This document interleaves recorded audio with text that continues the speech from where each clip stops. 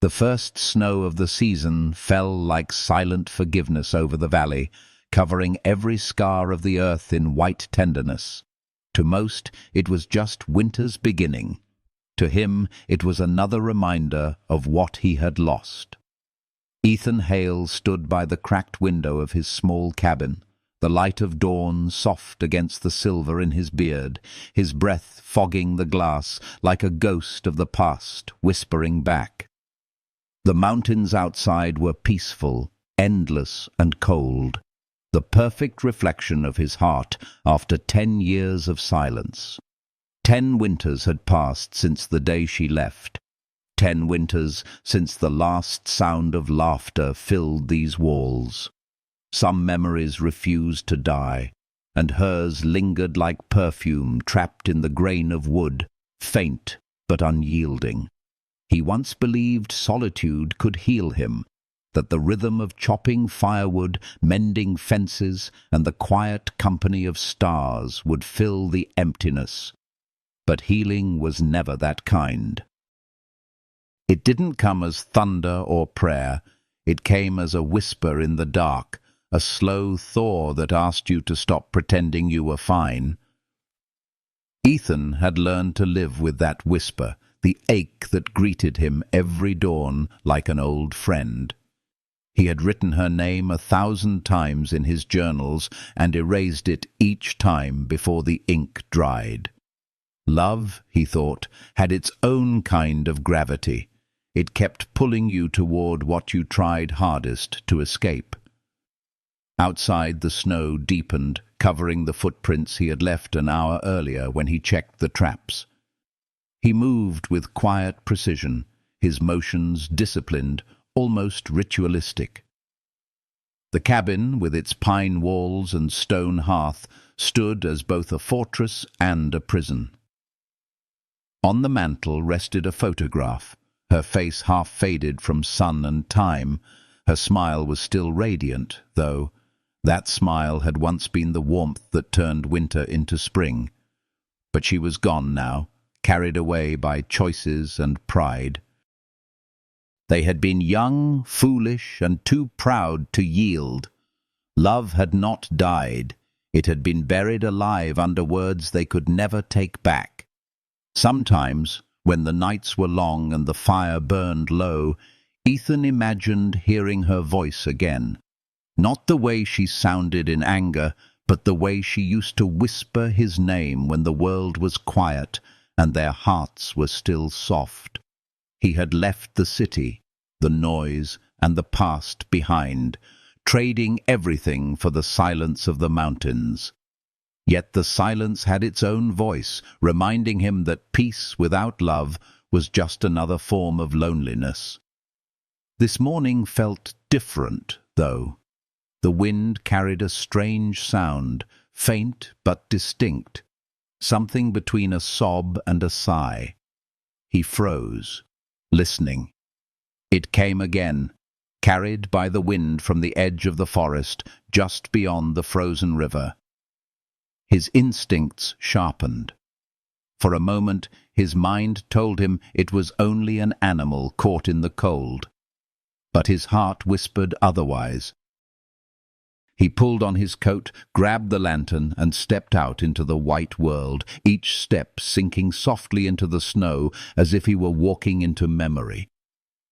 The air bit at his cheeks, crisp and pure. The forest loomed ahead, the branches bowed under snow like weary souls in prayer.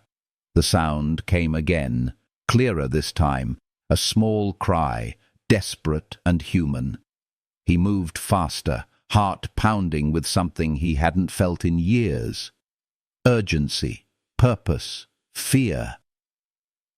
Near the river bend, he saw a flicker of movement beneath the old birch tree. A figure curled against the roots, trembling. For a moment, time stilled. The figure was small, cloaked in a coat far too big, her hair tangled, her lips nearly blue. When he knelt beside her, she looked up, and everything inside him shattered. Those eyes. He had seen them before, long ago, in the reflection of someone he could never forget. Eyes that once belonged to the woman who had both saved and destroyed him. But this girl was too young, too fragile to be her. Still, those eyes, soft hazel flecked with gold, were impossible to mistake. She stared at him with fear and exhaustion, her breath shallow, a faint tremor in her voice when she spoke. "Please," she whispered, "help me." Without hesitation, he lifted her into his arms. She was light as snow and cold as stone. Her pulse fluttered weakly against his chest, like a bird struggling to live. Ethan carried her back through the storm, his breath heavy, his heart racing. The cabin's light glowed faintly ahead, like a promise of warmth in a world that had forgotten mercy. Inside, he laid her by the fire, stripped off her soaked coat, and wrapped her in blankets. For the first time in years, the house felt alive again, not with memories but with presence. The air shifted. The fire crackled as if it too understood that something sacred had returned. Hours passed as he watched over her. Her color returned slowly, the blue fading from her lips. When she finally stirred, her eyes opened once more, wide and uncertain.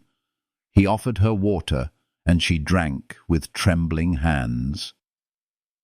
"You're safe," he said softly, though the words felt foreign on his tongue. She nodded, then reached for something inside her coat, a small silver locket. She held it out to him with fragile determination. "My mother said this would lead me to him," she murmured, half dreaming. "To the man who once loved her more than life." Ethan's blood ran cold. He took the locket in his shaking hand and turned it over in the firelight. The engraving on the back was faint but still legible. "To Evelyn, with all my heart, E.H." The initials struck him like a bullet. He had given that locket away 15 years ago, on a rainy night when he thought love could last forever. His hands trembled as he opened it. Inside was a tiny, faded picture of himself and Evelyn, smiling under the summer sun. The past had found him in the form of this lost child. She drifted into sleep again, exhaustion overtaking her, and he sat beside her for hours, unable to move. Every breath she took felt like a heartbeat from another lifetime. The cabin seemed smaller now, too full of ghosts and memories that refused to stay buried. Evelyn had left without goodbye, taking his heart with her. And now, years later, her daughter, their daughter, had found her way to his door.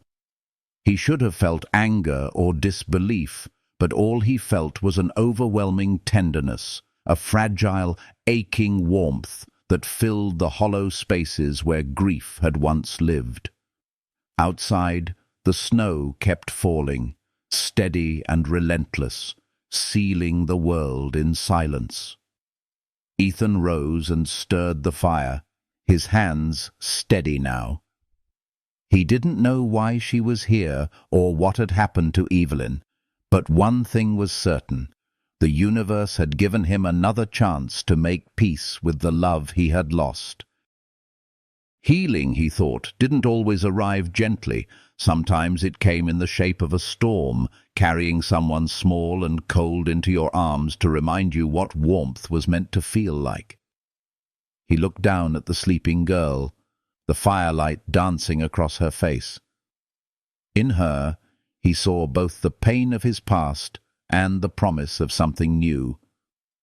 A fragment of Evelyn's laughter echoed faintly in his memory, soft as snow against glass. He touched the locket again, its metal warm now from her body's heat, and felt a strange calm settle over him. Perhaps love didn't end. It only changed form, finding new ways to return to us when we least expected it. As dawn approached, the storm began to ease. The light filtered through the frosted windows, turning the cabin golden. The girl slept peacefully, her breathing steady, and for the first time in years, Ethan whispered a prayer, not for forgiveness, but for gratitude. Life had given him one more sunrise worth watching. He stepped outside, the snow crunching softly beneath his boots. The horizon blushed with pale pink light, and he smiled. A small, fragile smile that belonged to a man learning to believe again. Somewhere inside him, something began to thaw. He knew this was not the end of the story, but the beginning of a path that would lead him deeper into memory, redemption, and maybe, if grace allowed, love reborn. The mountains were still vast, the winters still cruel, but there was warmth in him now, faint but steady, like an ember refusing to die. If this story stirred something in your heart, let it rest there for a moment. And when it does, leave a small sign, your thought, your reflection, your quiet word below. Because stories like this, whispered into the cold, only stay alive when shared. Follow, stay close, and let's keep walking together through the snow, where every lost heart might still find its way home. When the girl awoke, the morning had already painted the room in a gentle hue of amber. Light filtered through the thin curtains, falling across her face like a benediction. For a moment, she seemed disoriented, blinking against the brightness, her fingers clutching at the woolen blanket that smelled faintly of pine and smoke. Ethan was at the hearth, stirring a pot of oatmeal, moving quietly as though any sudden sound might frighten her back into silence. He had been awake for hours, watching her sleep, memorizing the rise and fall of her breath, the subtle flutter of her lashes that reminded him so painfully of Evelyn. When she finally sat up, her hair spilled across her shoulders in soft waves, tangled but beautiful in its wildness. The firelight caught strands of gold among the brown. She looked around the cabin, the shelves of worn books, the tools hung neatly on the walls, the small table set for two, and then her eyes found him. There was uncertainty there, but not fear. Just a searching, as if she were trying to connect the image before her with stories she had once been told. Ethan offered a faint smile, quiet and unsure. "You're safe here," he said softly, setting a bowl before her. "Eat a little. It'll help you get warm." Her fingers trembled as she held the spoon, and he could see the effort it took just to lift it to her lips. But she ate, slowly, as if each bite grounded her a little more in this new reality. Between them hung a silence so delicate that neither dared disturb it. Outside, the wind sighed through the trees like an old friend humming a forgotten tune. The fire cracked softly. It was the kind of silence that didn't need words, an unspoken agreement that both were lost souls finding their way back to something they didn't yet understand. When she finished, Ethan poured her tea from a chipped porcelain pot, Evelyn's favorite, the one with faded blue flowers along its rim. He hadn't touched it in years. Her hands wrapped around the cup, drawing warmth from it like a lifeline. "What's your name?" he asked, his voice almost afraid of the answer. "Lila," she said after a long pause, the name barely more than a whisper. "Lila May." The syllables carried a ghost of familiarity that made his chest tighten. He remembered Evelyn once speaking of the name she'd always loved. Lila, a name she said sounded like laughter and lilies and spring rain. He hadn't thought of it in years, but now it returned, echoing through his heart with unbearable tenderness. "Where did you come from, Lila?" She stared at the flames, her small hands curling tighter around the cup. "From the city. My mother. She got sick. She told me to find you." The words struck him harder than any storm ever could. His throat went dry, and for a moment he couldn't breathe. She looked up then, and he saw the truth written in her eyes before she spoke again. "She said you'd help me. She said you used to love her." The world seemed to still around him. The fire, the wind, the creaking wood, all faded until there was only that voice, soft and steady, delivering the weight of everything he had tried to bury. He closed his eyes, and in the darkness behind his lids, Evelyn's face bloomed again, her smile, her laughter, her tears. It was as if she were standing right there, whispering through her daughter's lips. He turned away, walking to the window, needing the distance to keep from breaking. The snow outside shimmered beneath a pale sun, so quiet and forgiving that he wanted to fall to his knees. He thought of all the years he had cursed the silence, not realizing it was mercy that had allowed him to heal in pieces. Now that mercy had taken form and was sitting at his table, eating from Evelyn's bowl, wrapped in Evelyn's blanket. "Did your mother tell you where to find me?" "She said to follow the river until I saw the mountain with a scar. Then to look for the cabin with smoke that smells like home." Ethan pressed a hand against his chest, feeling his heart twist. Evelyn had remembered every detail, the mark on the ridge, the scent of the pine he used for the fire. Even after all the years, she had never forgotten. He felt tears sting his eyes, but did not let them fall. Lila needed strength now, not sorrow. As the day stretched on, he listened as she spoke in fragments, about her mother's gentle voice, about the illness that had dimmed her light, about the long journey she had taken with only a map drawn in fading ink and faith to guide her steps. Each word painted Evelyn's final days with quiet dignity, and though it tore him apart, it also filled him with awe. She had been brave even at the end, carrying love farther than death could reach. When Lila's voice grew tired, he let her rest again. He watched her fall asleep in the rocking chair by the fire, her hand still clutching the silver locket as if it were a heartbeat she could not let go. He sat nearby, studying her small face, the curve of her lashes, the faint resemblance to the woman he had once loved more than life itself.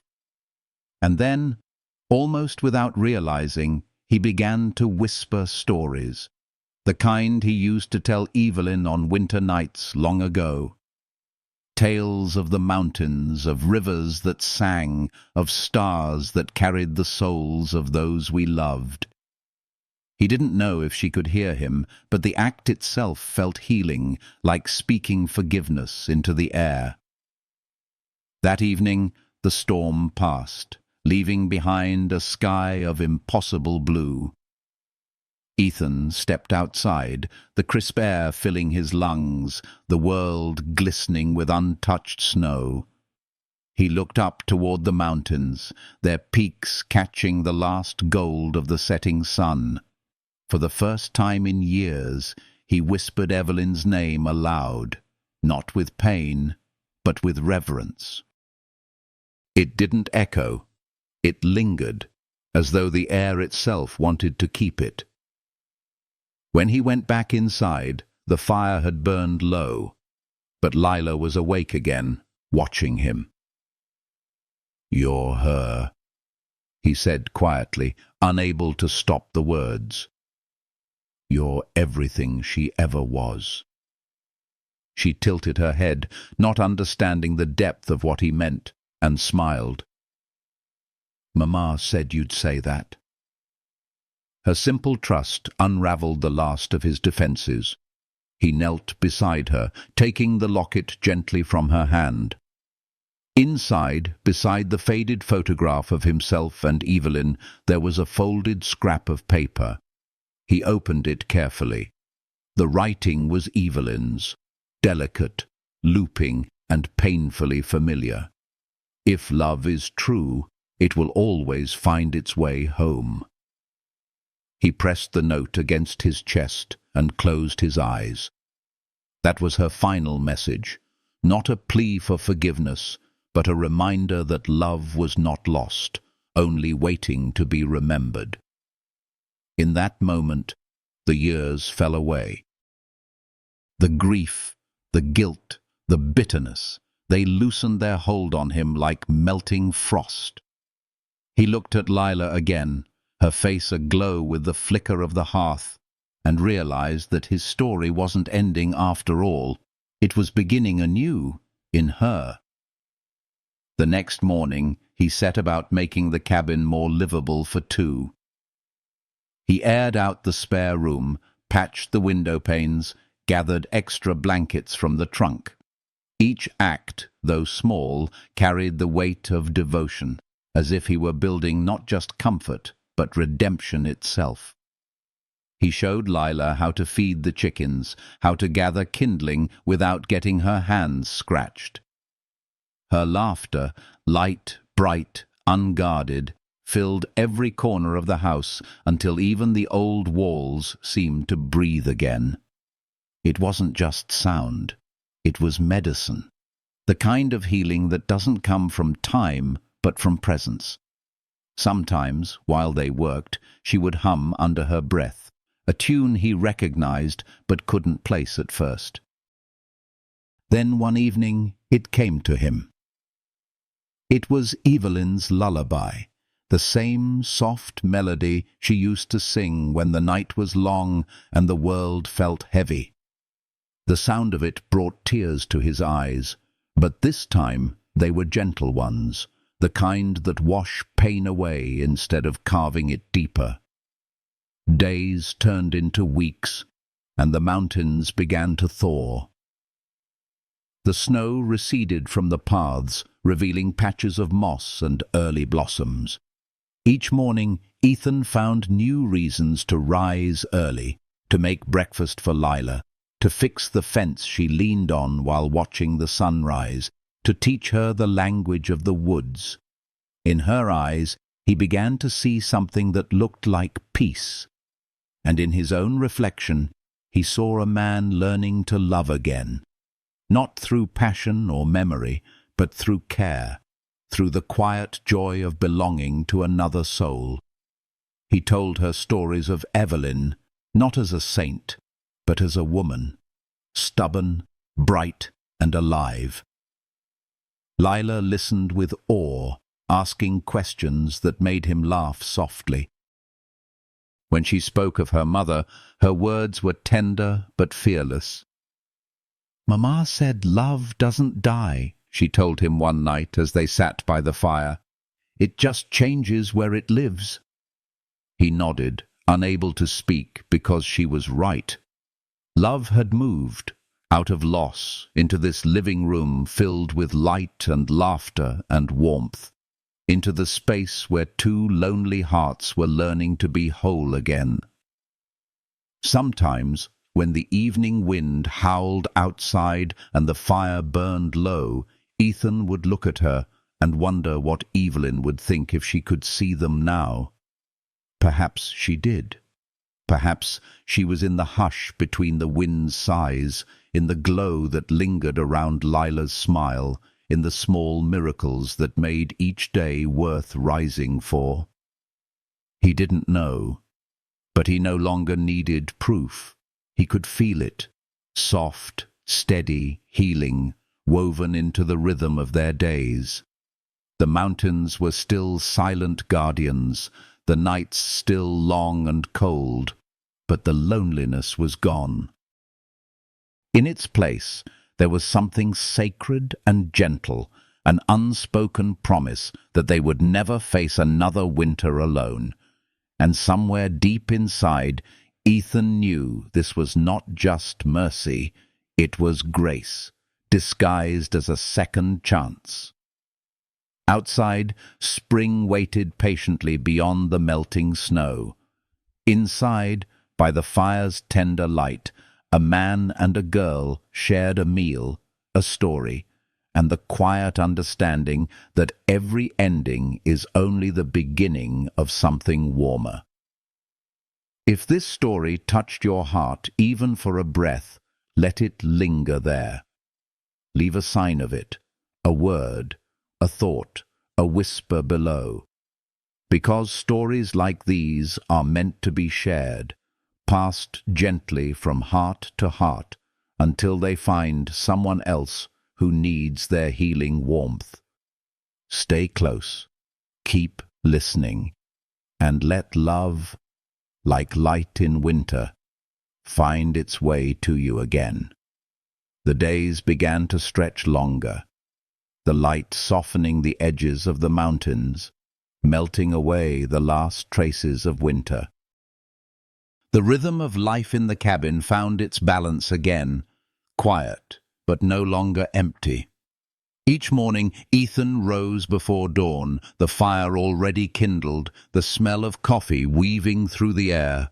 Lila would wander out from her room, her hair unbraided, her small feet padding softly across the wooden floor, rubbing sleep from her eyes with the same gesture Evelyn once had. It startled him at first, the likeness, the little echoes of gestures, tones, glances that carried traces of the woman he had loved. Yet over time, those resemblances ceased to haunt him. They began to heal something deep within, like sunlight warming the frozen river until it began to move again. He taught her the language of the forest, the difference between pine and spruce, how to tell the weather by the way birds flew, how to find the North Star when she felt lost. She listened as though every word was treasure. When she laughed, her voice rang out like bells in cold air, filling the spaces that had once held only silence. In her laughter, the cabin was alive again. Ethan would sometimes pause mid-task just to listen, to let that sound sink deep into him. It was strange how easily she had changed the weight of his world. What had once been survival was now something softer, something almost sacred. Lila was curious about everything. She asked about the books lining the shelves, about the compass he wore around his neck, about the old photograph of a smiling woman she'd seen on the mantel. When he told her the woman's name was Evelyn, she grew quiet. Later that night, she placed her small hand on his and whispered, "Mamma said you loved her more than the stars." He nodded, unable to speak, because no words could contain the truth of it. Every evening, after supper, they would sit near the hearth. The firelight would dance against the walls, shadows moving like memory. Ethan would carve small pieces of wood into birds or deer, while Lila drew pictures on scraps of paper with the stub of a pencil he'd given her. She had Evelyn's steady hands, her patience, her eye for beauty. Once, she drew the cabin surrounded by pines and snow, with smoke curling into the sky. At the bottom, she wrote in careful letters, "Home." He traced the word with a trembling finger, realizing it was the first time in years he had felt that word fit him. One evening, while they were clearing the table, Lila reached for the locket again. She opened it gently and stared at the small photograph. "She told me," she said softly, "that love never dies. It just moves, like the wind." Her words struck something deep inside him. It wasn't a child's repetition. It was truth spoken with a kind of purity only innocence can hold. He looked at her then, really looked, and saw the miracle before him. This child was not a reminder of what he had lost. She was what love had become after surviving the fire. She was the living proof that tenderness could outlast heartbreak. In the days that followed, Ethan found himself telling her stories he had never shared with anyone, stories of how he and Evelyn met, how she had stumbled into his life one summer storm, drenched and furious because her carriage had broken down on the mountain road, how she had called him stubborn, how he had fallen in love with her laughter before he even knew her name. As he spoke, the memories no longer carried pain. They carried warmth, like a candle lit in a dark room. Lila listened with wide eyes, her chin resting on her hands, smiling at the image of the young man her mother had once loved. Sometimes, when he told her those stories, he would forget the years that had passed. He would see the young Evelyn again, hear her voice teasing him, feel the way she used to lean against him beneath the stars. The grief that had once been sharp was now gentle, a steady ache that reminded him he had lived deeply, loved deeply. Healing, he realized, wasn't forgetting. It was remembering without breaking. Spring came slowly that year. The streams swelled with melted snow, the air rich with pine and earth. Lila began to run outside more often, chasing the light through the trees. Ethan would watch her from the porch, her laughter echoing across the meadow. Sometimes she would return with wildflowers clutched in her hands, sometimes with a feather or a smooth stone she wanted to keep. She placed each new treasure carefully on the windowsill, building what she called her tiny museum of the mountain. He didn't have the heart to tell her that the stones and feathers weren't rare. In her eyes they were precious because they were found with love, and maybe that made them rarer than gold. One afternoon, while Ethan was mending the fence, Lila came running from the woods, breathless and glowing. "You have to see this," she insisted, tugging his hand. He followed her through the trees to a clearing where the snow had melted completely, revealing a small patch of wild daffodils pushing up through the soil. The sight took his breath away. They shouldn't have been there. Too early, too fragile for this altitude. Yet there they were, bright as sunlight against the earth, defying the cold. "They're alive," she said, her voice full of awe, "even after the snow." He knelt beside her, brushing a fingertip across a petal. "Yes," he murmured, "even after the snow." In that small moment, something opened inside him. He thought of all the winters he had endured alone, convinced that life had ended with her departure. But here, under the same sky that had once witnessed his despair, beauty had bloomed again. Fragile, impossible, but real. Healing, he thought, was exactly like that, something tender that dared to rise through frozen ground.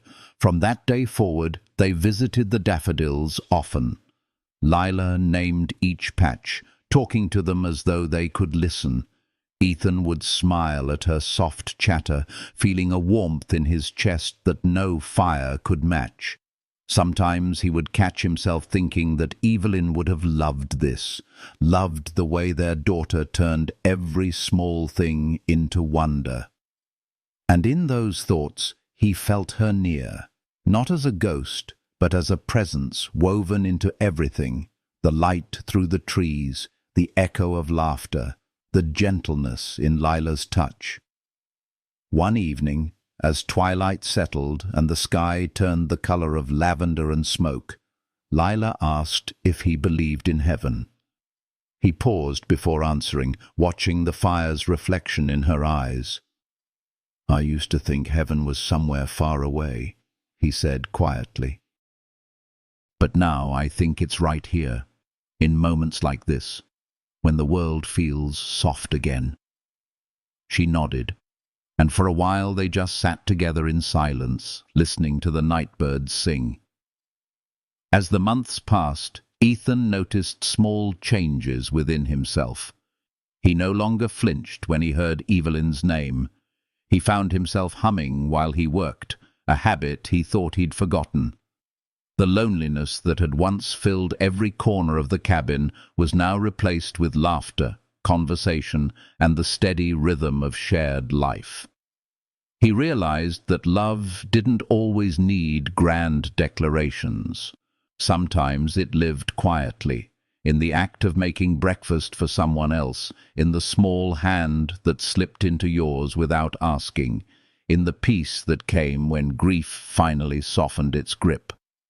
Summer arrived with golden mornings and the hum of bees in the meadow.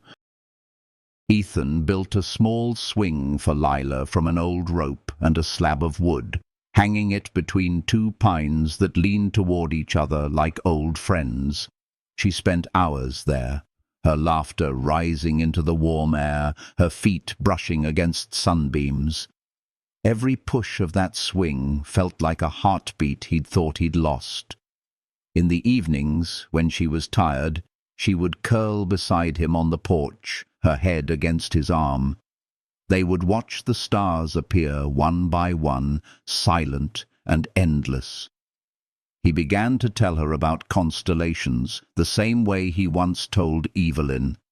She listened, eyes wide with wonder, tracing invisible patterns in the air. One night, as a meteor streaked across the sky, she whispered, "Mama's watching us." He looked at her, startled, but her certainty silenced his doubt. "She's happy now," she added softly, "because you're not sad anymore."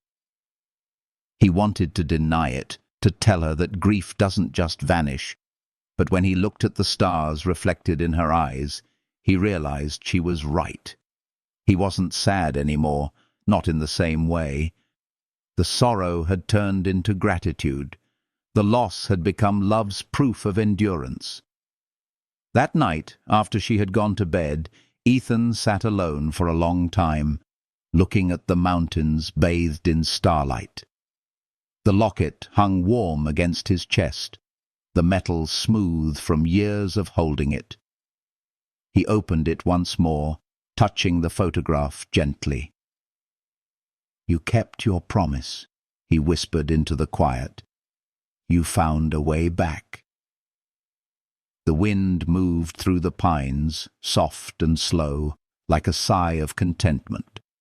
He closed his eyes, feeling it brush against his face, and for the first time in his life he felt completely at peace. Love had come full circle, not as a storm this time, but as calm, as stillness, as life renewed. When dawn came, he stepped outside to find the world bathed in gold. The meadow glistened with dew, and the daffodils swayed gently in the morning light. Lila stood by the river, her hair catching the sun, her hands cupped around something small. When he approached, she turned and smiled.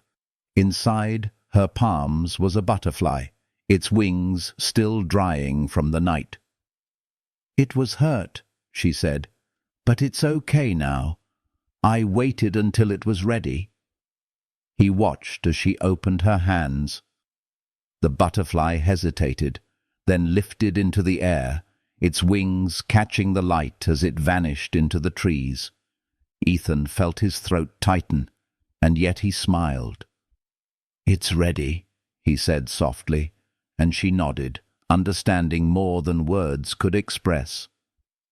That was the day he understood what Evelyn had meant when she told him love would find its way home. It had returned, not to relive the past, but to begin again, gentler, wiser, eternal. If this story warmed your heart, let it rest with you a while. Leave your voice beneath it, your quiet mark, your reflection. Because love, when shared, becomes a bridge between souls. Like the butterfly that found its wings again, may your heart, too, remember how to rise. Stay close, keep listening, and let healing find its way to you. It was late summer when the air first began to change, when the light softened at the edges, and the wind carried that faint golden scent of things preparing to rest.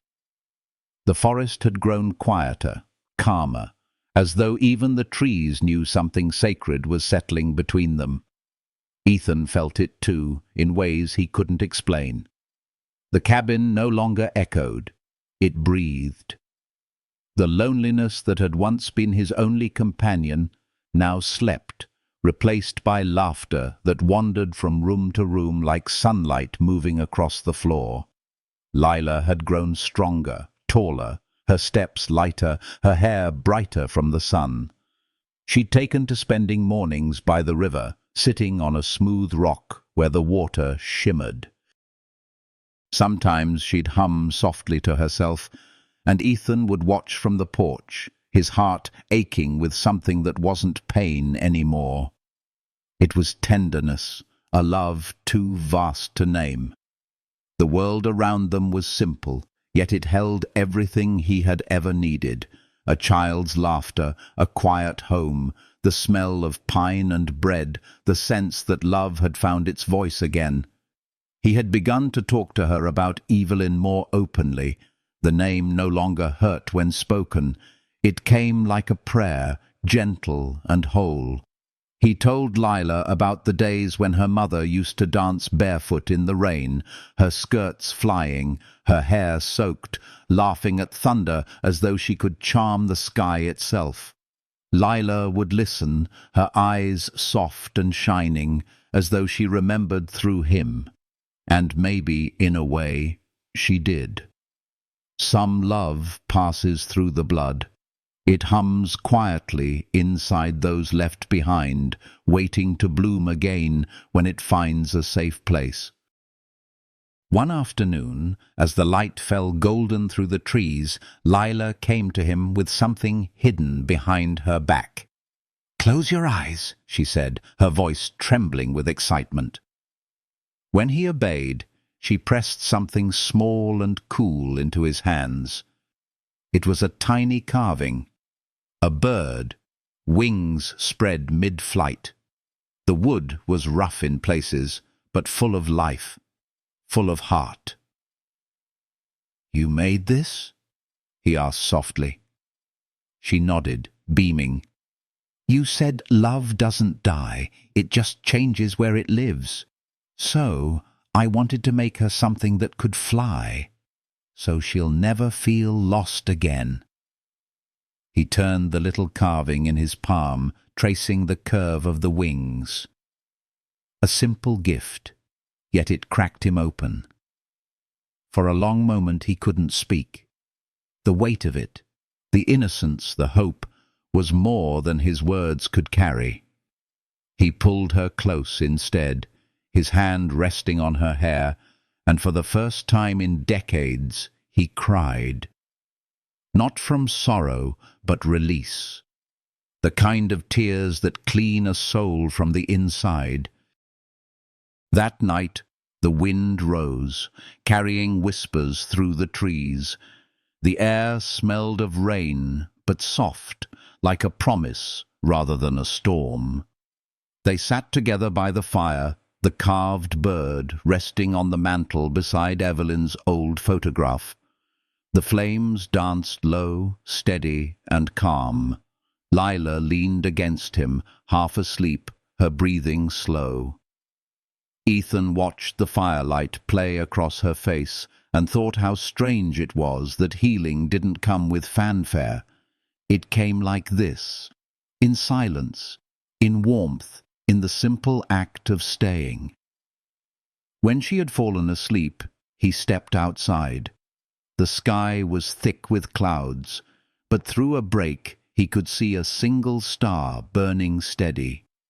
He remembered something Evelyn once said on a night much like this. "When you can't find me, look for the light that refuses to go out." He smiled through the ache, whispered her name once, and let the wind carry it. He wasn't calling her back. He was telling her he'd made it, that he'd found peace at last. The next morning dawned bright, the air washed clean. The forest smelled of wet pine and new beginnings. Lila helped him hang laundry in the yard, her laughter ringing as a breeze caught the sheets like sails. She ran through them, the fabric brushing her cheeks, her laughter trailing like music. Watching her, Ethan felt something shift inside him, a quiet knowing that love had finally come full circle. What he had lost had not been taken. It had simply changed form, transformed into this living, breathing grace before him. As the days passed, he began teaching Lila how to write her mother's name. She practiced carefully on scraps of paper, her tongue between her teeth, her letters uneven but beautiful. When she was done, she showed him proudly. Evelyn Hale, written in the trembling script of a child. "It looks alive," he said, smiling through tears. "It is," she answered simply. "It's love." Sometimes in the evenings they would walk to the hill overlooking the valley.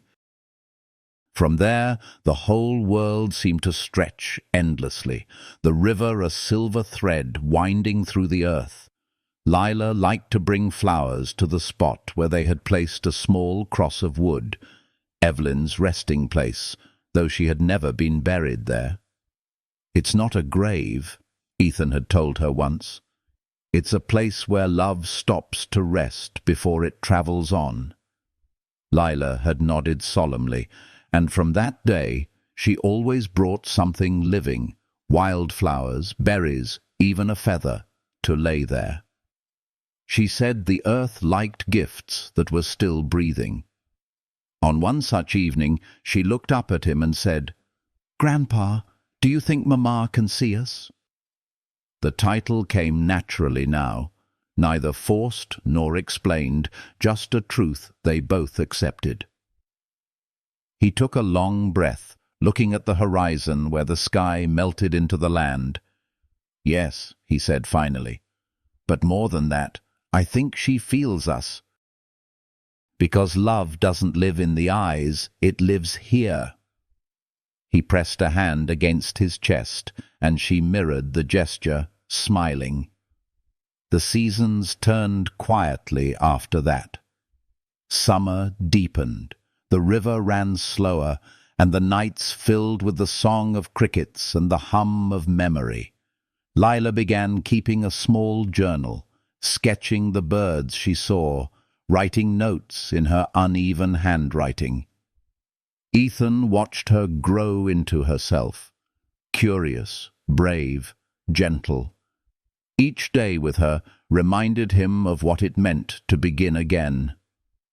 She was teaching him, though she didn't know it, how to live, how to forgive, how to breathe without fear. One evening, when the air was thick with the scent of wildflowers, she handed him her journal shyly. On one page, she had drawn a man and a girl standing beside a cabin, mountains behind them, stars above. Beneath it, she had written in small, careful letters, "We are home." He stared at it for a long time, his throat tight. Then he closed the book gently and kissed the top of her head. "Yes, little one," he said softly. "We are home." That night, as he lay awake listening to the night sounds, the rustle of leaves, the crackle of cooling logs, he thought of Evelyn again, but this time without sorrow. He realized something he had never truly understood before. Some loves aren't meant to stay in the same form. Some are meant to transform, to pass through pain and time, to be reborn as something gentler, something that can finally rest. What he and Evelyn had shared hadn't ended. It had simply become Lila. The moonlight spilled across the floor, pale and forgiving. He rose quietly, opened the door, and stepped into the night. The air was cool, the sky wide and endless. He could hear the river murmuring softly, the same song it had always sung. He looked up, and though he couldn't see her, he knew she was there, woven into the wind, the trees, the child asleep in the next room. He whispered her name one last time, not to call her back, but to thank her for keeping her promise. Inside, Lila stirred in her sleep, murmuring softly, as if answering him. He smiled and closed the door gently, letting the warmth of the fire fill the room again. He sat beside it, holding the small wooden bird in his hands. It felt alive, its wings curved perfectly, as if ready to take flight. He placed it on the windowsill, where the dawn light would find it come morning. Outside, the world turned quietly, each moment folding into the next with patient grace. And inside that little cabin, love, ancient, tested, reborn, breathed in rhythm with the crackle of the fire. If these words touched something tender in you, let them rest. Leave a trace of your heart below, a word, a thought, a quiet sign that you were here. Because stories like this don't end. They travel, just like love does, from one soul to another, healing as they go.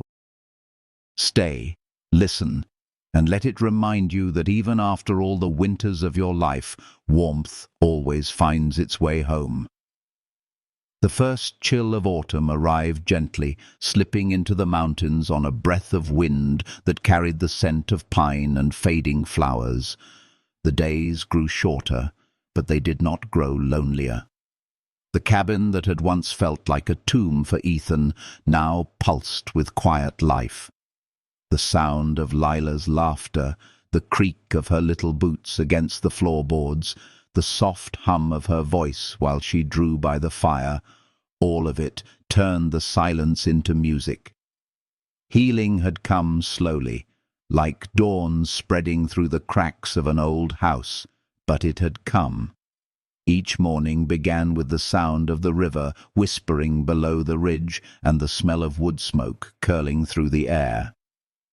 Ethan would watch Lila wrap herself in her mother's old shawl before stepping outside to greet the new day, her hair bright against the soft mist. She would wave at him from the porch before running down the path, her hands open to catch the falling leaves. Sometimes she'd return with a handful of them, their colors blazing like captured sunsets. "They're like pieces of time," she said once, holding them to the light. "They're dying, but they're still beautiful." He had nodded, struck by how children saw truth without trying. As the season deepened, he began to notice small changes in her. She was still the same tender, curious child, but there was a depth in her eyes now, a quiet understanding beyond her years. She had seen loss, yet she met the world with gentleness instead of bitterness. In that way, she reminded him of Evelyn more each day. It was as though love itself had chosen to live again through her, to keep teaching him how to soften.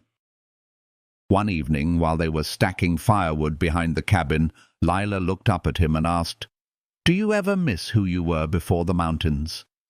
He paused, the axe still in his hands. The question pierced through him, but it wasn't painful. It was honest. "I used to," he said after a long breath. "But maybe who I was had to get lost for me to find what really matters." She smiled faintly, tucking a strand of hair behind her ear. "Mama said sometimes love has to break before it can shine."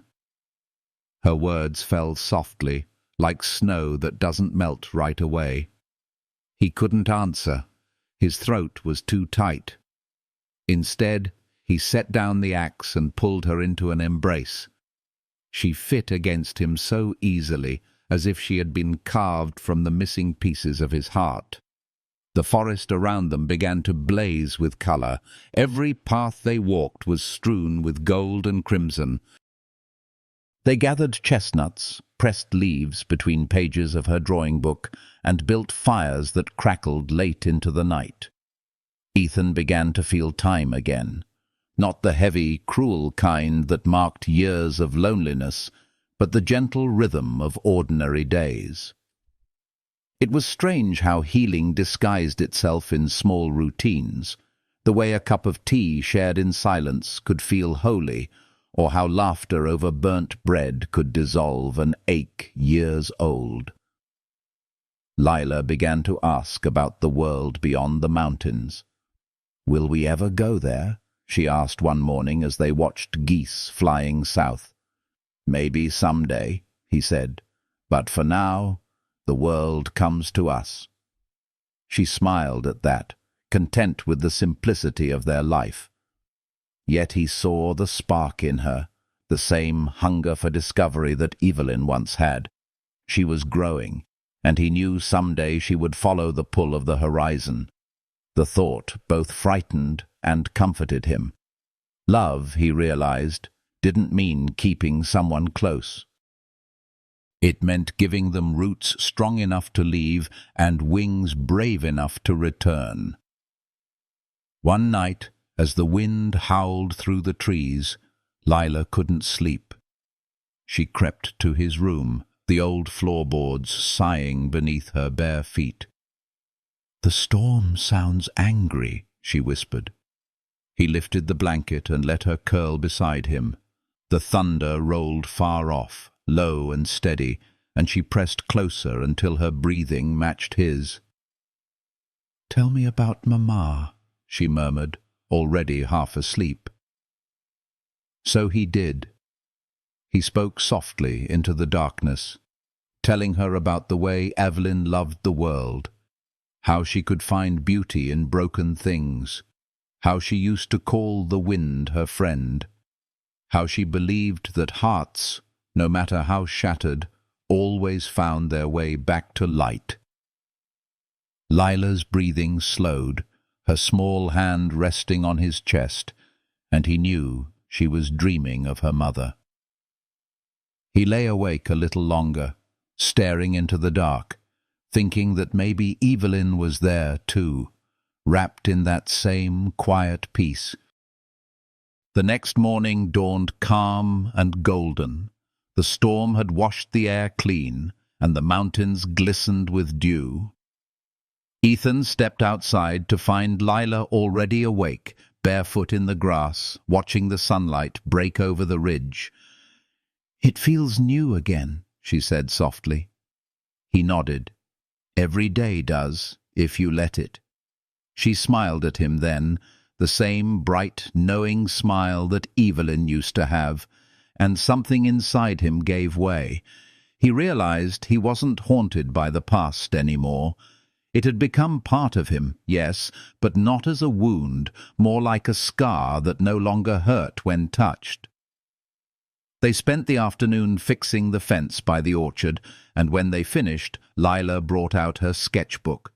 She showed him a drawing she had been working on secretly, a picture of the two of them standing beneath the mountain, holding hands.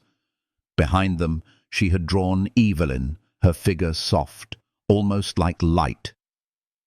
"I think she's happy now," Lila said. "She doesn't look sad anymore." Ethan studied the drawing, his vision blurring. Evelyn's face was exactly as he remembered, gentle, calm, alive in the way only love can be. "She is," he said quietly. "She always was, once we found our way back." That night he took Lila to the hill where they had built Evelyn's memorial cross. The sky was clear, the stars bright and endless. The grass whispered under their feet as they approached. Ethan carried a lantern, its warm glow flickering against the wood of the cross. "She used to love this view," he said softly. Lila knelt and placed a small flower crown she had made from wild daisies at its base. Then, without a word, she began to hum, the same lullaby her mother used to sing. Ethan closed his eyes, letting the sound wash through him. It felt like prayer, like forgiveness, like everything broken finally made whole. When the song faded, he looked at her and whispered, "You've brought her home." They stayed there long after the lantern burned out, the night wrapping around them like a blessing. In the distance the river murmured, and the wind carried the scent of earth and pine. Ethan thought of how life had taken him apart piece by piece, only to rebuild him with love he never thought he'd deserve again. The ache in his chest had turned into something else entirely, something softer, almost sacred. Healing didn't mean forgetting what hurt. It meant carrying it differently, with gratitude instead of grief. Winter came early that year, but it didn't feel cruel. The snow returned, blanketing the land in white silence. Yet inside the cabin, the fire burned steady. Lila read books aloud by lamplight, her voice filling the spaces that had once been hollow. Ethan began carving again, not out of distraction, but joy. He made small animals, little keepsakes, gifts for her. Each one carried a story, a lesson Evelyn had taught him: how to love gently, how to forgive fully, how to keep believing in spring, even when the world slept beneath ice. Sometimes, when the wind howled outside, they would sit close together, sharing cocoa and watching the flames dance. Lila would lean her head against his shoulder, and he would think of how strange and beautiful it was that love could find its way through so much distance, so much loss, and still arrive whole. It no longer mattered whether the compass around his neck pointed north. He knew where home was now. One morning, after the first heavy snow, Lila stepped outside and called him to see something. There in the yard, carved by the wind itself, was a trail of tiny bird tracks leading toward the trees. "Maybe it's Mama's bird," she said with a smile. He looked down at her, his heart full, and whispered, "Then she's still watching over us." The snow fell softly around them, quiet and endless, wrapping the world in peace. Inside, the fire glowed, and on the windowsill sat the wooden bird, its wings forever open, its shadow resting gently against the glass. The house felt alive, not because it was full of sound, but because it was full of love. And in that love, Ethan found everything he thought he had lost: the warmth of family, the beauty of forgiveness, the quiet truth that even the coldest winters can't silence what was born from the heart. If this story has stirred something gentle in you, hold it close for a while. Let it breathe inside you. Leave a trace below, a word, a thought, or even silence, because stories like this are not made to end. They live wherever love still remembers. May this one remind you that healing isn't the absence of pain, but the rediscovery of light after the storm. Stay near and let your heart rest here a while. Winter deepened with a quiet grace that year, as though the world itself had decided to rest.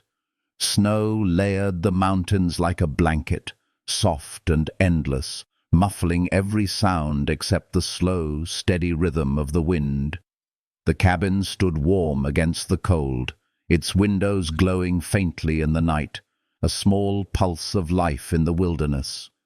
Inside, time felt slower, calmer, filled with the soft crackle of firewood and the scent of pine sap melting in the heat.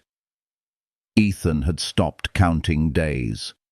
Each one folded into the next, not as a mark of passing, but as a continuation of something he didn't want to end. He woke early most mornings, before dawn, to light the fire and make breakfast. The house was always quiet then, the only sound the faint breathing of the girl in the next room. Sometimes he would pause, listening, his chest filling with a peace he had never known before. Love had returned to his life quietly, without ceremony, first as a whisper, then as a rhythm, until it became the very air he breathed. Lila had begun to read from Evelyn's old books, her small voice filling the cabin as she sat cross-legged by the fire. She read slowly, sounding out words, her tone full of wonder. Ethan often pretended to be busy when she read, though in truth he listened to every syllable. There was something healing in her voice, as if through each line spoken, Evelyn was speaking again, reminding him that love outlives loss. One afternoon, while snowflakes brushed against the windows, Lila read aloud from an old volume of poetry. The words drifted softly through the air. Love is not lost. It changes form, becoming wind that moves unseen, yet touches everything. When she looked up, he was already smiling. As the weeks passed, they built new rituals. On quiet mornings, they would walk to the frozen river, their boots crunching against the snow. Lila loved to press her mittened hands against the ice, listening to the faint groans beneath the surface. "It's like the earth is breathing," she would say. Ethan nodded, remembering how Evelyn once said something similar about grief. It doesn't vanish, it just changes its sound. Watching Lila now, he realized that healing was not the absence of sorrow, but its transformation into tenderness. One afternoon, the snow fell heavier than before, painting the world in white silence. Ethan had been repairing a chair near the hearth when he noticed Lila staring out the window. "What are you thinking about?" he asked. She didn't answer right away. "I was thinking about Mama," she said finally, "and about how love feels like snow. It falls everywhere, even when no one is watching." He set his tools down, unable to speak. There were moments when her words felt like echoes from heaven, pieces of wisdom too large for her small frame. She smiled at him, that same soft, knowing smile, and added, "I think she's proud of you." Later that evening, after they shared supper and laughter, she took out a bundle she'd been hiding under her bed. It was a collection of small drawings tied together with a red ribbon. "It's for you," she said, handing it to him. The first page showed their cabin, smoke curling from the chimney. The next, the two of them walking hand in hand through snow, but the last page stopped his breath. It was a drawing of 3 figures, Lila, Ethan, and Evelyn, standing together beneath the stars. Evelyn's outline was faint, drawn in soft lines of gold pencil, but her hand reached out toward them both. "That's her," Lila whispered, "the way I see her now." He couldn't speak. The drawing was simple, imperfect, but it carried a peace that words could never hold. That night, he placed the bundle carefully in his journal beside a pressed flower Evelyn had given him years ago. The edges of the petals had faded, but the scent remained, faint and sweet. He realized then that time doesn't erase love. It simply changes how we hold it. Days turned into weeks, and the snow outside grew deeper. The world narrowed to the space of their shared life, but neither felt trapped. The cabin had become their universe, filled with quiet joy and simple wonders. the way the light danced through frost on the windows, the way the fire hummed low at night, the way Lila's laughter could soften even the longest storm. Ethan no longer feared the stillness. It was no longer emptiness. It was presence. One night, as the snowstorm howled outside, they lost power. The lamp flickered out, and the cabin fell into darkness except for the orange glow of the fire. Lila laughed softly. "It feels like the old days," she said. Ethan smiled, fetching the old brass lantern that had once belonged to his father. Its flame burned low, casting long shadows across the room. Lila snuggled beneath a quilt, her cheeks flushed with warmth. "Tell me a story," she murmured. He hesitated, then began to speak, not from memory, but from the heart. He told her about the day he met Evelyn, about the first time she smiled at him in the rain, and about the letter she left behind that he had read over and over until the paper wore thin. He spoke of mistakes and forgiveness, of the kind of love that survives even when the people who gave it do not. Lila listened quietly, her eyes wide, her hand reaching for his. When he finished, there was no sound but the wind. Then she whispered, "That's not a sad story. It's a forever story." Her words settled deep within him, anchoring in a place no grief could reach. He kissed her forehead and watched her drift into sleep, her hand still in his. Outside, the storm began to ease, and through the quiet came the faint cry of an owl, low, steady, full of life. In the weeks that followed, Ethan began to carve again, not from loneliness, but from gratitude. He shaped pieces of wood into small figures, a bird with open wings, a girl with a book, a woman standing in light. He didn't sell them or store them away. He placed them around the cabin, each one a reminder that love leaves traces wherever it's been. Lila began painting them with colors she mixed from berries and ash, and soon the small wooden family filled the mantel, the shelves, the windowsills. Their world was no longer built from loss. It was built from memory made alive again. As spring began to stir beneath the snow, the first drops of water started to run down from the roof, each one catching sunlight like glass. Lila ran outside with her arms open, letting the melting snow fall against her face. "It's waking up," she called. Ethan stood at the doorway, watching her spin beneath the thawing sky, and he felt something inside him break open, not in pain, but in wonder. Life was returning to the mountains, and with it, his heart was returning to the rhythm of hope. That evening, they sat together by the river, watching patches of water glimmer where the ice had cracked. "It sounds like singing," Lila said. He nodded. "That's how the world says thank you." She looked up at him, her eyes reflecting the fading light. "Then it's saying thank you to us, too." He smiled and placed a hand on her shoulder. "Maybe," he said.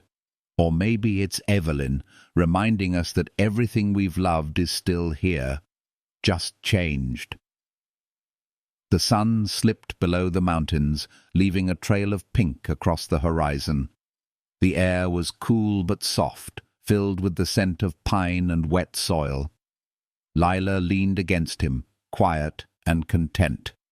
In that moment, Ethan understood that love didn't need to be spoken to be known. It lived in every breath, every heartbeat, every small act of care. It was in the air between them, warm and invisible, binding their lives together in peace. When they returned to the cabin, the last light of day pooled across the wooden floor. Ethan paused at the door, looking back at the mountains rising in the distance. For the first time in decades, He felt no fear of the future. The past had done its work. The present was enough. Inside, Lila placed a new drawing above the mantel. A picture of a bird flying over melting snow, carrying a ribbon that read, "Love never leaves. It just learns to fly." Ethan stood beside her, smiling through the quiet ache in his chest. "That's beautiful," he whispered. She looked up at him, her expression glowing with pride. "It's true." And he knew she was right. The fire crackled softly as they sat together, their shadows merging on the wall.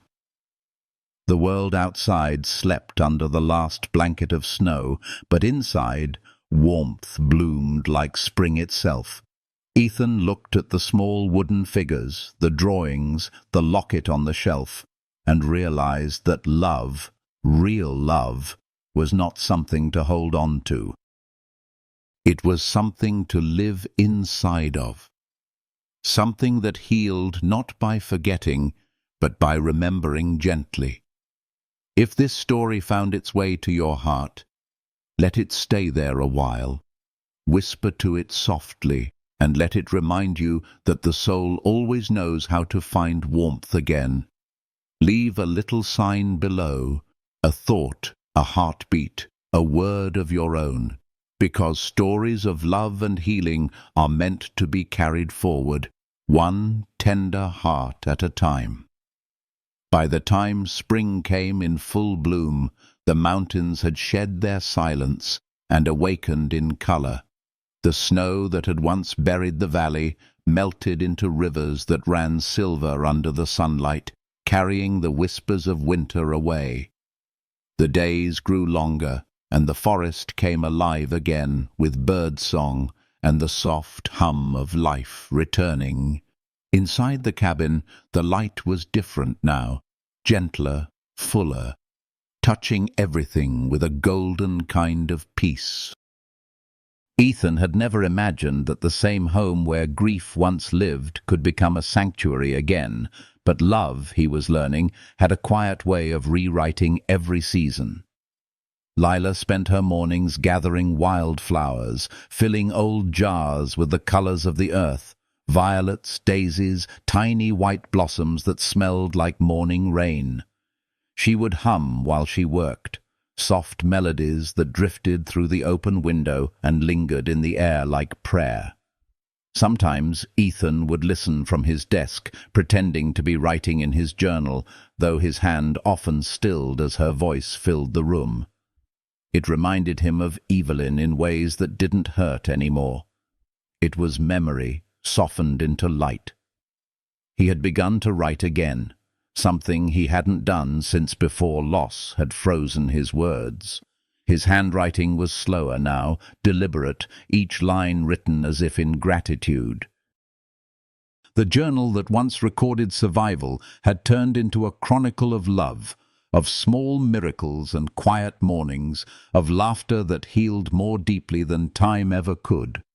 On one page he wrote, "Perhaps the heart never truly breaks. It simply expands to make room for more love than it once knew." As the world warmed, they ventured farther beyond the cabin. They walked through the meadows where Evelyn once picked herbs, along paths that had once been too painful for Ethan to follow. Now, with Lila's hand in his, those paths felt lighter, as though forgiveness itself had settled into the soil. Each step was a conversation between what had been lost and what had been found. She asked questions about her mother that no longer tore open old wounds. They opened doors instead. He told her how Evelyn had believed that kindness was the only true legacy worth leaving. "Then we'll keep it," Lila said simply. And he believed her. They built a small garden near the cabin that spring. It started with just a few rows of soil, But by May, it had turned into a patchwork of green, peas climbing thin sticks, carrots pushing through earth, herbs perfuming the air. Lila insisted they plant marigolds, because Mama liked yellow best. Ethan watched her dig into the ground with determination, her little hands steady and sure. He realized that every seed they planted was a prayer for continuity, a promise that life would keep moving forward even after everything had changed. On the first truly warm day, they took a basket and hiked to the ridge overlooking the valley. The air was soft, carrying the scent of pine and wild honey. From there they could see everything: the winding river, the cabin nestled among trees, and the open sky stretching endlessly above. Lila sat beside him, swinging her legs over the edge. "Do you think Mama can see this?" she asked quietly. Ethan nodded, his voice caught in his throat. "I think she sees everything now," he said. "And I think she's smiling." They stayed until the sun dipped low, the horizon blushing in gold and rose. As twilight settled, Lila pulled out a folded piece of paper from her pocket.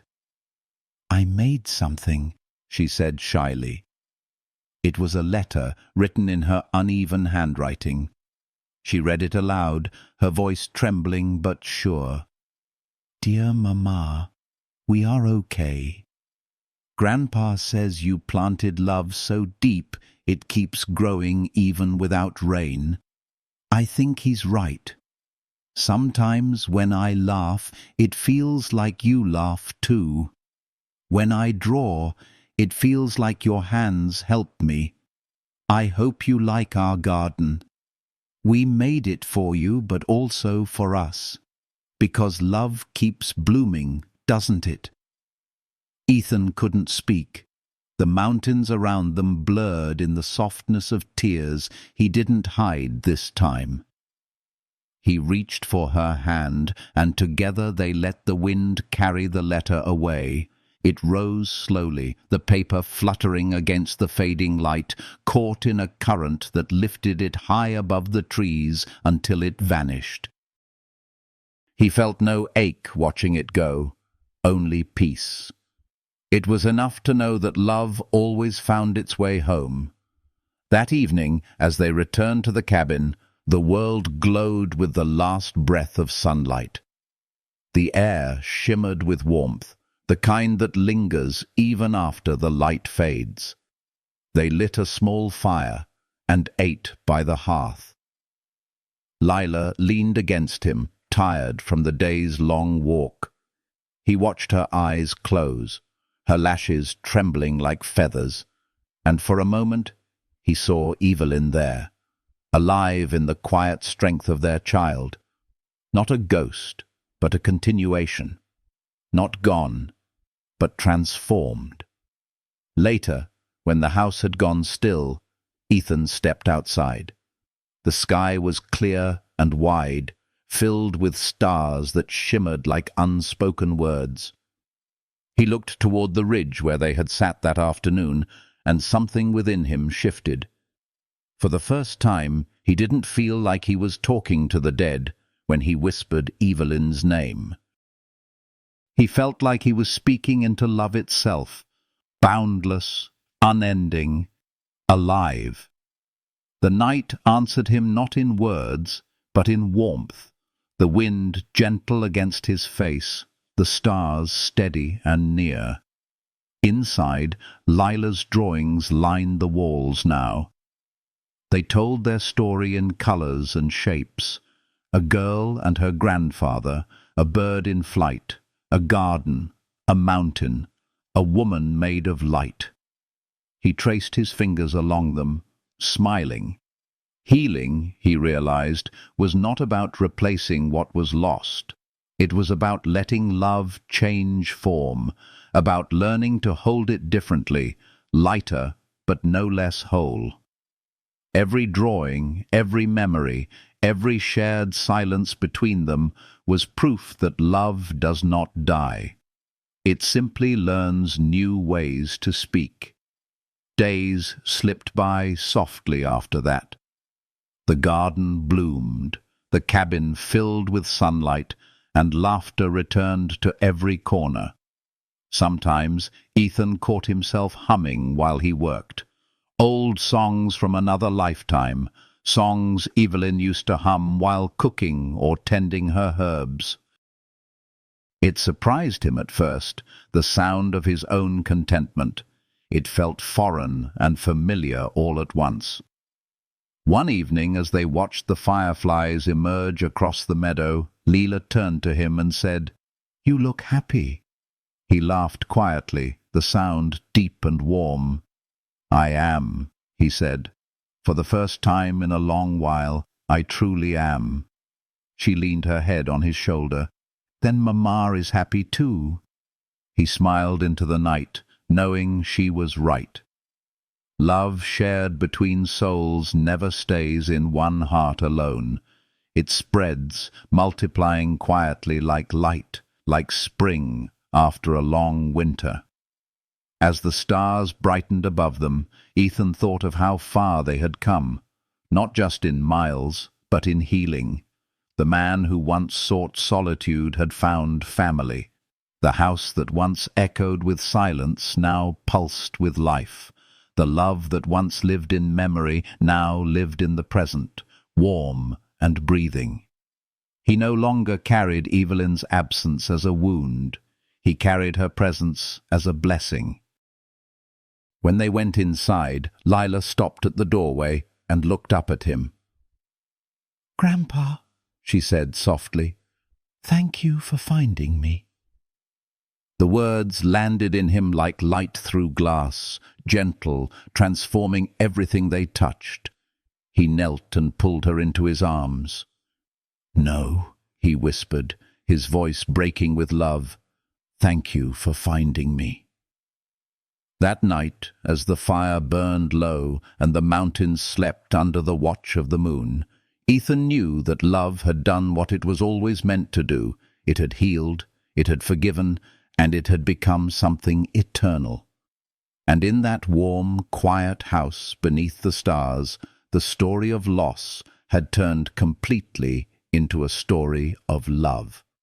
If these words reached something soft inside you, let them stay.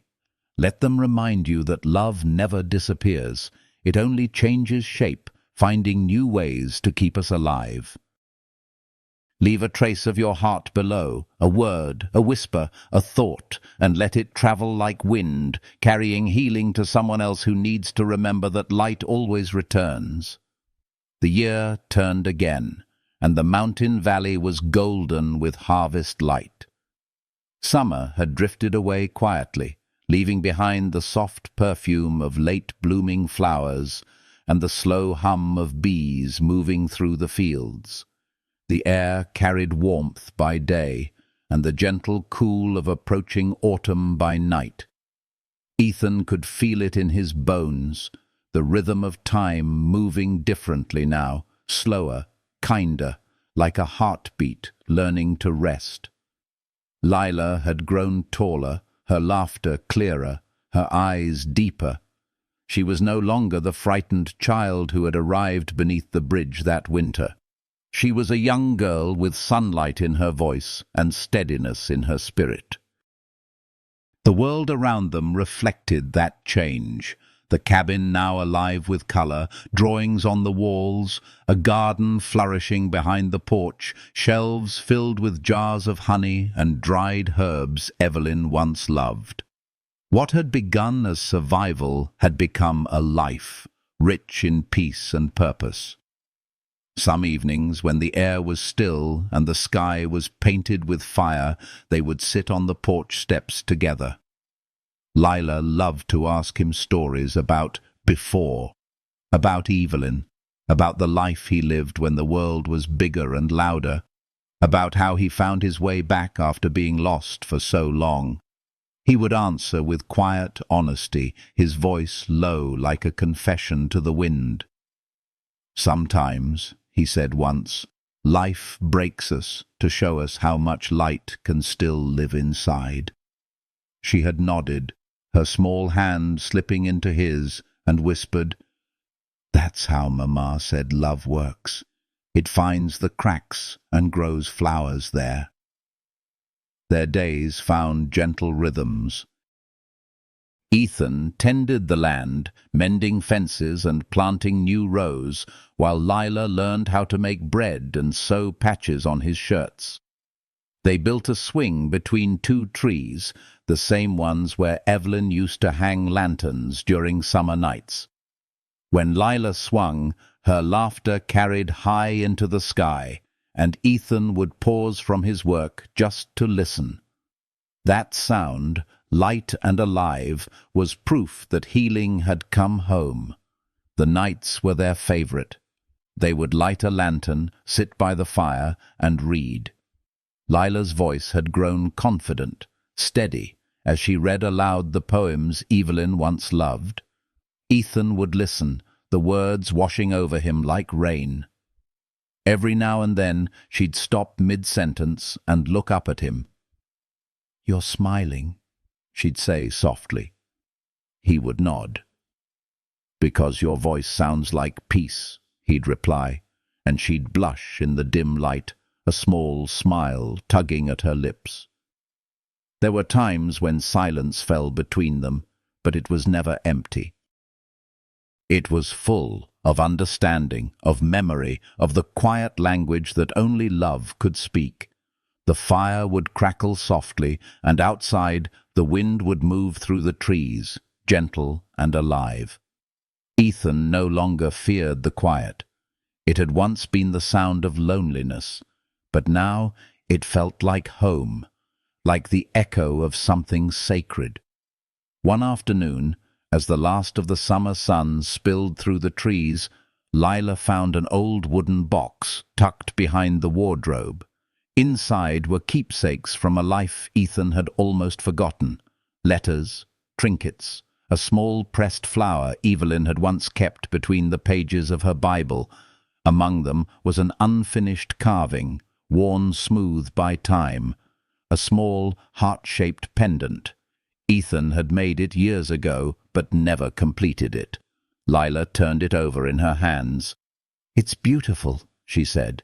"Can I finish it?" He nodded, his throat tight with emotion. That evening she sanded the edges smooth, humming quietly as she worked. When she was done, she carved a small word into the back. "Forever." Then she tied it to a thin leather string and slipped it over his neck. "Now you'll always carry both of us," she said simply. He couldn't speak, only reached out and pulled her close. The pendant was warm against his chest, pulsing with the rhythm of life. It felt like a promise, like a bridge between what was lost and what was found. As the days grew shorter, the air carried whispers of autumn again. The mountains turned amber and crimson, and the world seemed to glow from within. Ethan and Lila worked together preparing for the coming cold, stacking firewood, preserving fruits, mending the roof. Every task carried purpose, not just necessity. It was their way of caring for the life they had built, the love that had carried them through every season. One morning, when mist curled along the river and the first frost silvered the ground, Ethan woke early to find Lila sitting on the porch, watching the sunrise. And she was wrapped in his old coat, her breath visible in the chill. "It's beautiful," she whispered, eyes wide as the light spilled across the valley. He nodded. "It always is, if you're still enough to see it." She leaned against him, silent for a while, then said softly, "Mama used to say that love is like morning light. It doesn't rush, but it always returns." He smiled, pressing a hand to her shoulder. She was right. That day they walked down to the river, where the water moved slow and steady. The trees were shedding their leaves, each one falling like a quiet blessing. Ethan watched Lila pick one from the surface of the water, a golden maple leaf, bright and perfect, and press it into her journal. "For her," she said. Then, after a pause, "and for us." As they headed home, he realized how full his heart felt, not just with love, but with gratitude. Gratitude for the pain that had taught him patience, for the loss that had carved space for grace, for the child who had arrived out of nowhere and rebuilt his life piece by piece. Every step forward was a prayer of thanks. The world had broken him once, yes, but it had also given him back something far greater, a second chance to love, to belong, to be alive in the truest sense.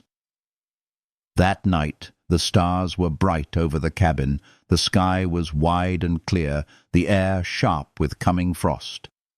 Ethan stood at the doorway, the pendant warm against his skin, and looked out over the valley.